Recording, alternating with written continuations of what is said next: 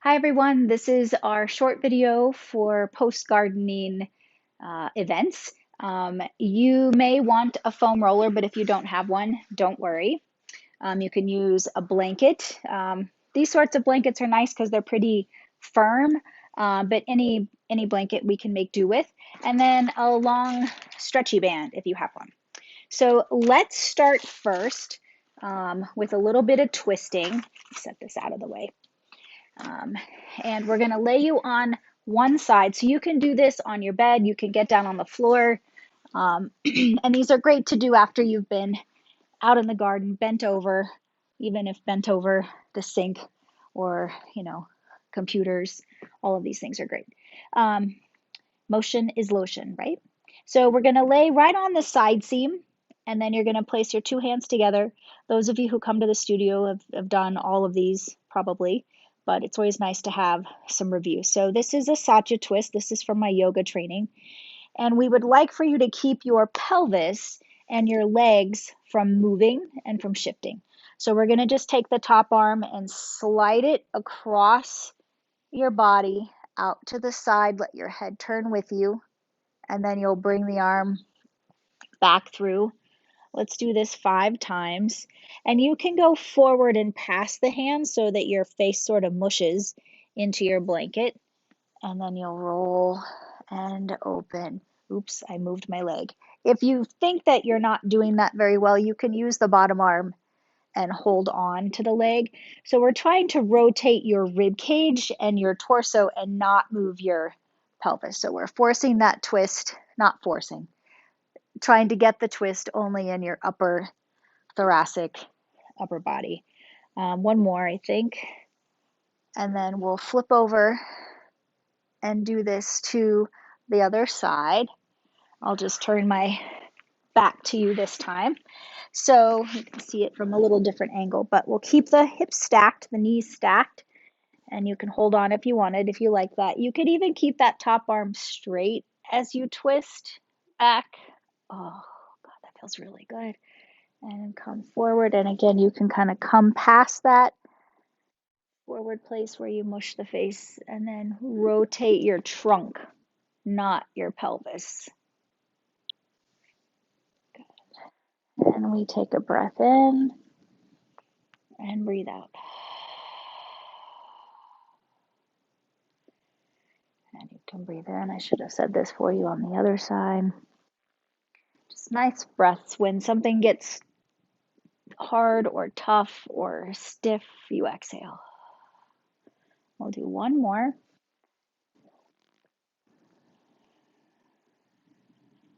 Let the head follow. Okay, and then from here, we're going to turn. Let me make sure I've got my stuff down.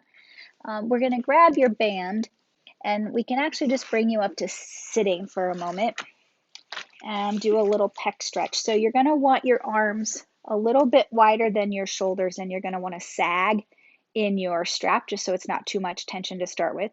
We're going to take the arms up. You're going to pull them apart and bring them down behind you. Now you can limit your range of motion to whatever is needed. If it's pulling you too much, give yourself more slack. But from the side, it looks something like this. We're trying not to distort the body, but just move your arm bones, right? And I find there's a place in my stretch about right here where it just feels really good to me. And my neck's a little stiff today, but you can do some nodding. You can let your head turn. And of course, you don't have to do any of that. I've also been finding that I prefer having my thumb next to my fingers instead of gripping my band. It helps me keep my wrist more flush, but it also doesn't hurt my thumb. All right, so a little bit of pec stretches. And then let's have you place your band around your feet. If you want to just sit and do that, you can just have your feet on the floor. But if you can do it while sitting up, you can do it with your legs straight, then you'll get a little extra stretch. You're going to reach forward if you're sitting to grab a hold of the band. We want to sit tall. Keep your container stacked so you're not pushing your rib cage forward or letting it sink back. And we're going to pull both arms back so we squeeze the shoulder blades and then control the release. And it's a bit of an arm exercise and then some shoulder blade work, right? As we pull and squeeze, really keep the containers stacked, keep your spine tall. If it's too much tension, just give yourself more slack.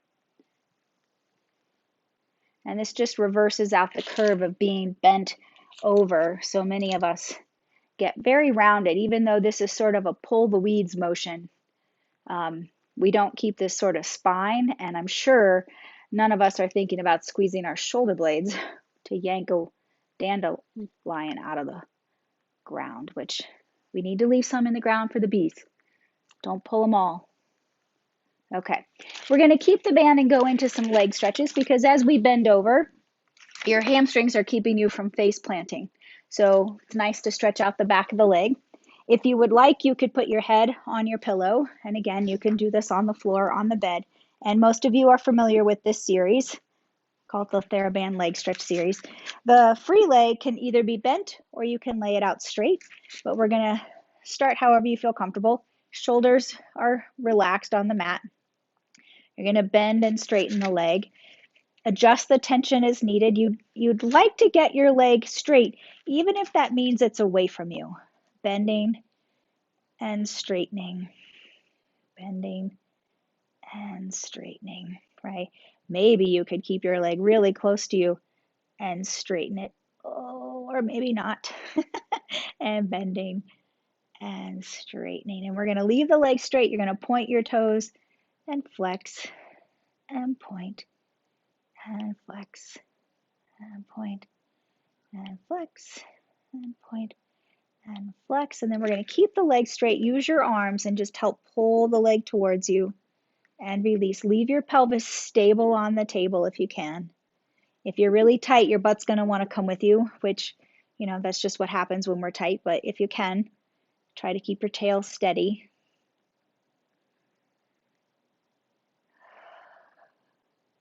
And then we're just going to stick the other leg up in your strap and do this on the other side. We're going to bend and straighten. And again, take the leg wherever you need to make it straight. Well, and maybe that's not what I should say. Maybe what I should say is that you want to bump into a stretch on your hamstring. So if that means, if you go low and you straighten your leg, but you don't feel a stretch, you need to go where you feel it, even if that means your leg doesn't come all the way straight. That's what I should tell you guys. Bending and straightening. Then we'll leave the legs straight and you're going to point the toes and flex the foot and point and flex and point. Oh, the flex is so lovely. I'm sure you all feel the same. And then we're going to leave the legs straight. The foot can be relaxed. Use your arms to just gently tug the leg into more stretch through the whole back line. Bend and straighten. If you're not getting enough, if you straighten out that leg, the free leg, you'll get more stretch. Go somewhere in between. Always make adjustments as needed. All right, so we're gonna call that plenty of those. And I think we'll be done with the band. Let me look at my little cheat sheet. Okay, and then let's lay back down on your side and you can have something for your head if you like. And we're gonna do a little, I'm actually gonna forego that. I'm gonna put my head in my hand. We're gonna go into a quad stretch. So we're just gonna take your legs and put them in this sort of 90-90 position. We're gonna take the top leg and bend it and see if we can grab a hold of our lower leg. If that doesn't work, grab onto your pant legs. And I guess if needed, a yoga strap would be better than a stretchy band, which you could lasso your foot, right? And come in. We're going to come into a thigh stretch. So I'm going to take mine off. But what we'd like to do is make sure that our thigh is straight, level, hopefully mine is, instead of up. If we're tight, this is what it's going to look like. So we're going to try to bring it down, even if it's forward. And then we're going to try to move the thigh bone back, not jut the ribs forward. So we're going to move the thigh bone back and take a lovely, lovely quad stretch. I'm going to shift to my pant leg. having this knee bent just gives us a little bit more stability. If you feel like you're falling, you could lay your head down. And as it relaxes, you might be able to go back a little bit further. Okay, and then we'll do that on the other side. All right, finding a place that you're in that sort of 90-90 leg position.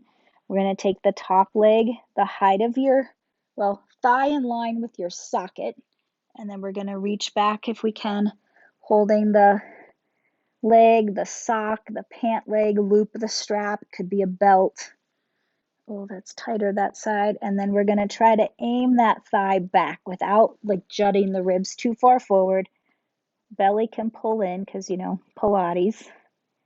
And take the thigh back. Ho, ho, ho, ho, ho, ho. Hello, quads. Thank you for letting me garden. And breathing. Breathing is so good, right? What a lovely cycle, right? The plants need our breath and we need their breath. Okay, and then we'll come out of that. So then we're done with our strap. If you've got your foam roller, we'll use that. And if you don't have a foam roller, take a blanket. Ideally, it's pretty thick, firm, and you can get your butt and your head on there. Now, if that doesn't necessarily work, you could, I think you really want to get most of your butt and your head on there. You could get your spine on your blanket and then put a pillow underneath your head, okay? But many of you have a foam roller. It's always tricky. Sometimes best to hold on to it and get yourself seated. Get 2 feet up, and then you can help yourself lay back so your butt and your head are on there. And then we can just let the arms fall open into a letter T shape. And of course, me being up higher, my hands can go down, which is a much larger stretch, but that won't happen if you're on the floor or on the bed. You could do snow angel motions with the arms. You could even do arm circles. But really just kind of coming into an open chest stretch down through the arm. It also puts us, it's not in a back bend, but it definitely helps align the spine a little bit better than we sometimes do standing. So we would just hold this for a little bit, and you can always come back to this. The other thing I really like doing on this, which most of you don't, is a little bit of a twist and a back bend. So actually, we're just going to do the back bend today. So you're going to put the roller or your blanket roll, blanket will feel better, underneath the bottom pointy tips of your shoulder blades. So not at the top of your shoulder blades, the bottom pointy tips. Hands are going to go behind your head and your butt stays down on whatever surface you're on. And we're going to allow ourselves to just sort of melt back around the roller to whatever degree you go, and then curl forward. So this isn't really an exercise. I'm not doing an ab curl. I'm not lifting my hips. I'm just sort of melting over the edge of the foam roller like the foam roller is a hot ear of corn and you are a slab of butter, just dripping and sliding around the roundness of your hot foam roller. Whew. So these are a few things we can do briefly. You can choose one, you can do all of them, do some of them after you've spent some time in the garden.